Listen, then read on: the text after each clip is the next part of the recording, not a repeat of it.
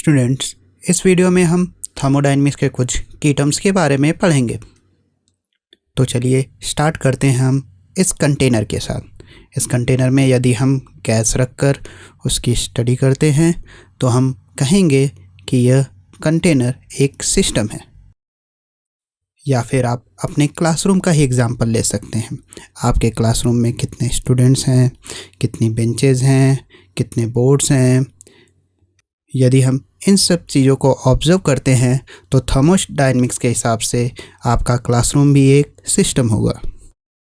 तो थर्मोडायनेमिक्स में system universe का वह हिस्सा होता है जिसकी हम स्टडी करते हैं। सिस्टम के चारों तरफ का पोर्शन जिसे हम सराउंडिंग कहते हैं। सराउंडिंग सिस्टम के साथ इंटरेक्ट कर सकता है और नहीं भी कर सकता है।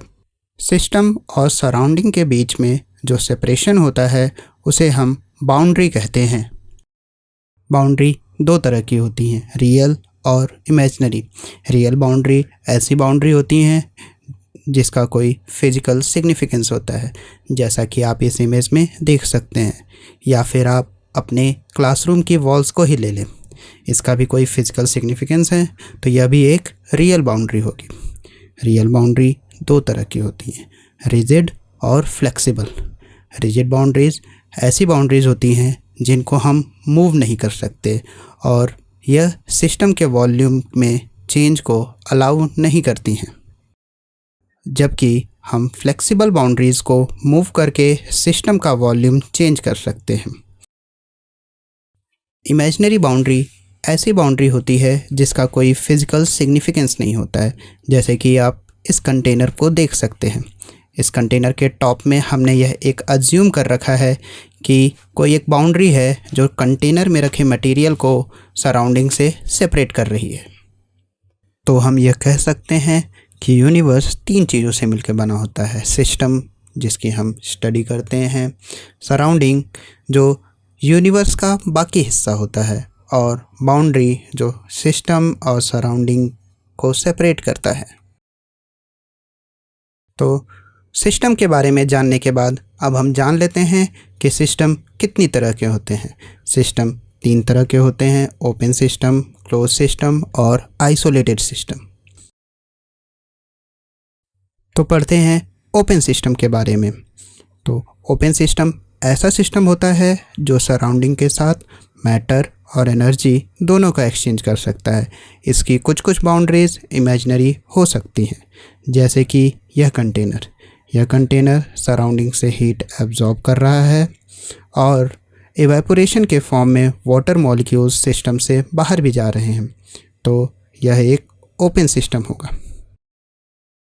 दूसरा सिस्टम जो हम पढ़ने वाले हैं वो है क्लोज सिस्टम। जैसा कि नाम से ही क्लियर है, क्लोज्ड मतलब चारों तरफ से बंद। तो यह सराउंडिंग के साथ मैटर का एक्सचेंज नहीं कर सकता, यह सराउंडिंग के साथ केवल एनर्जी का एक्सचेंज करता है। जैसे कि यह कंटेनर चारों तरफ से बंद है, लेकिन इसकी वॉल्स कंडक्टिंग है, तो यह सराउंडिंग से हीट एक्सचेंज कर सकता है। तीसरा सिस्टम जो हम पढ़ने वाले हैं वो है आइसोलेटेड सिस्टम। यह सराउंडिंग के साथ न तो मैटर का एक्सचेंज कर सकता है, न ही एनर्जी का। जैसे कि यह थर्मस फ्लास्क, यह चारों तरफ से बंद है, तो यह मैटर का भी एक्सचेंज नहीं कर सकता।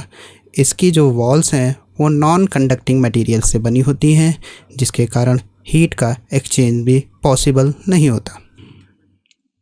तो चलिए इस क्वेश्चन से हम सिस्टम के कॉन्सेप्ट को और डिटेल में समझते हैं। हमें तीन ऑब्जेक्ट्स दे रखे हैं, human body, milk in thermos flask and T in steel kettle. हमें बताना है कि यह किस टाइप के सिस्टम्स हैं।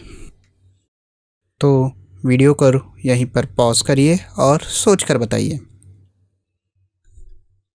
तो चलिए देखते हैं। ह्यूमन बॉडी एक ओपन सिस्टम होता है। क्यों? क्योंकि यह सराउंडिंग के साथ हीट का भी एक्सचेंज करता है और फूड के फॉर्म में मास का भी एक्सचेंज करता है, तो यह एक ओपन सिस्टम हुआ। जबकि थर्मस फ्लास्क एक आइसोलेटेड सिस्टम है। क्यों? क्योंकि यह चारों तरफ से बंद भी होता है और इसकी वॉल्स नॉन कंडक्टिंग मटेरियल की बनी होती हैं, जिसके कारण यह सराउंडिंग से हीट का भी एक्सचेंज नहीं कर पाता। जबकि टी इन स्टील केटल एक क्लोज सिस्टम होगा। क्यों? क्योंकि यह चारों तरफ से बंद तो है, लेकिन इसकी वॉल्स कंडक्टिंग मटेरियल की बनी है, जिसके कारण यह सराउंडिंग से हीट एक्सचेंज कर सकता है। यही तो रीज़न होता है कि स्टील केटल में रखा रखा टी अपने आप ठंडा हो जाता है। आई होप आप सिस्टम के कॉन्सेप्ट को अच्छे से समझ चुके होंगे।